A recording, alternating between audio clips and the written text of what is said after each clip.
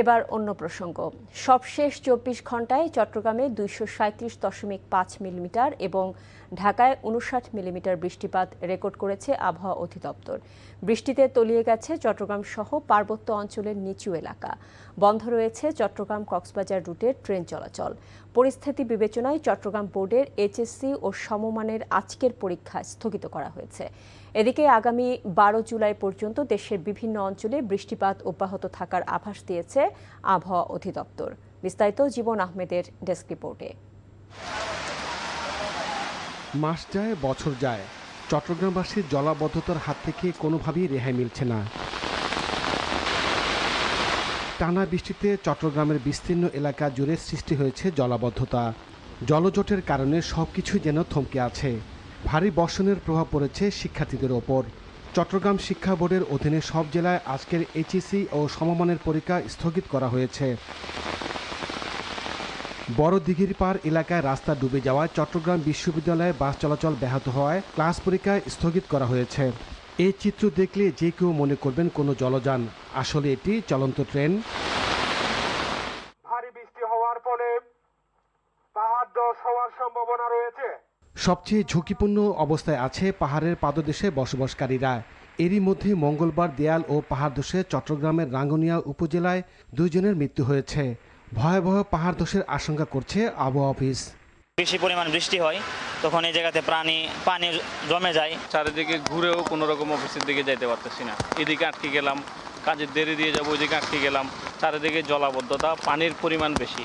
রাস্তা জ্যামের জন্য যেতে পারতেছি না। ওখানে যাওয়ার কথা আমাদের সকাল 9টায়, এখন বাজে গেছে 10:30। কি সিরিয়াল পাবো না পাবো এটা বলতে পারতেছি না। 9টা বাজে ডিউটি, এখন আপনার 10টা বাজে গেছে। এখন যাইতেছি ডিউটির মধ্যে, দেখতেছেন রাস্তার মধ্যে যে পরিমাণ পানি, যাওয়া খুব মুশকিল হইতেছে। এদিকে টানা কয়েকদিনের ভারী বৃষ্টিপাতে কক্সবাজারের 20টি গ্রামের নিচু এলাকা প্লাবিত হয়েছে। মাতামুহুরী ও বাকখালী নদীর পানি বিপদসীমার ওপর দিয়ে বইছে। গত 3 দিনে পাহাড় ধসের ঘটনায় রোহিঙ্গা শরণার্থী শিবিরে 8 জন সহ কক্সবাজার জেলায় 11 জন এবং ঢলের পানিতে ভেসে গিয়ে এক শিশুর মৃত্যু হয়েছে। ওদিকে ভারী বর্ষণে খাগড়াছড়ি দিঘিনালা উপজেলার বিভিন্ন নিচু এলাকা প্লাবিত হয়েছে। সড়কের একাধিক অংশ পানিতে তলিয়ে যাওয়ায় রাঙ্গামাটির বাঘাইছড়ি, সাজেক ও লংদুর সঙ্গে সারা দেশে সড়ক যোগাযোগ বন্ধ রয়েছে। পরিস্থিতি বিবেচনায় 135টি আশ্রয়কেন্দ্র খোলার কথা জানিয়েছে স্থানীয় প্রশাসন। আবহাওয়া অফিস জানিয়েছে আগামী 12 জুলাই পর্যন্ত দেশের বিভিন্ন অঞ্চলে বৃষ্টিপাত অব্যাহত থাকবে।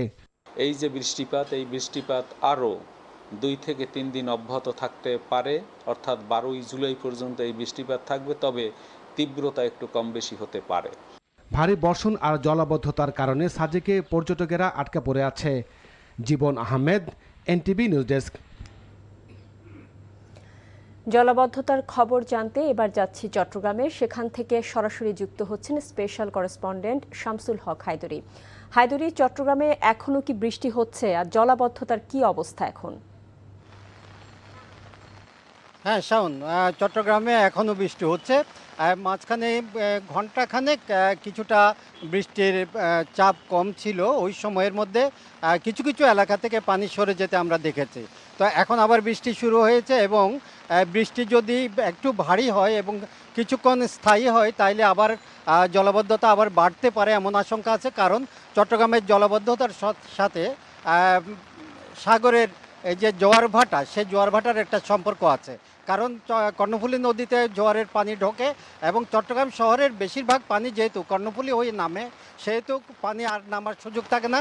সেক্ষেত্রে পানি আটকে যায় এবং জলাবদ্ধতা তীব্রতর হয়। তো আজকে যেটা হচ্ছে, একটা দুর্ঘটনা আছে, আমরা কিছুক্ষণ আগে আমরা কনফার্ম করতে পেরেছি। সেটা হচ্ছে যে চট্টগ্রামে আজকে সকাল থেকে 2টি পাহাড় ধসের ঘটনা ঘটেছে। একটি জঙ্গল সলিমপুরে আর একটি ষোলশহর চশমা পাহাড়ে। এই 2টি ঘটনায় 2টি মেয়ে শিশু মারা গেছেন আর 1-2জন আহত আছেন, তাদেরকে হাসপাতালে নেওয়া হয়েছে। এছাড়া চট্টগ্রামের সাথে অন্যান্য সড়ক পথগুলো মোটামুটি স্বাভাবিক থাকলেও রেলপথ, চট্টগ্রাম থেকে কক্সবাজারের রেলপথটা এখন যোগাযোগ বিচ্ছিন্ন। কক্সবাজারের সাথে কোনো ট্রেন চলাচল করছে না। সকালে ঢাকা থেকে কক্সবাজারের উদ্দেশ্যে যে ট্রেনটি এসেছিল সেটি চট্টগ্রামে এসে আটকে গেছে। কারণ ষোলশহরের পর রেললাইনের উপর প্রায় 6 ফিট পানি জমে আছে, যে কারণে ট্রেন যেতে পারছে না। সংশ্লিষ্টরা সংশ্লিষ্টরা বলছেন যে যদি 6 ফিট 1.5 ফিটের মতো পানি জমে আছে, সেটা 6 ফিটে যদি না 6 ইঞ্চিতে যদি নামে রেলের উপরে, লাইনের উপরে, তাহলে ট্রেন চলাচল করতে পারবে। এছাড়া মোটামুটিভাবে বৃষ্টি এখনও অব্যাহত এবং ক্রমশ ভারী হচ্ছে। শাওন। জানছিলাম চট্টগ্রামে জলাবদ্ধতার খবর।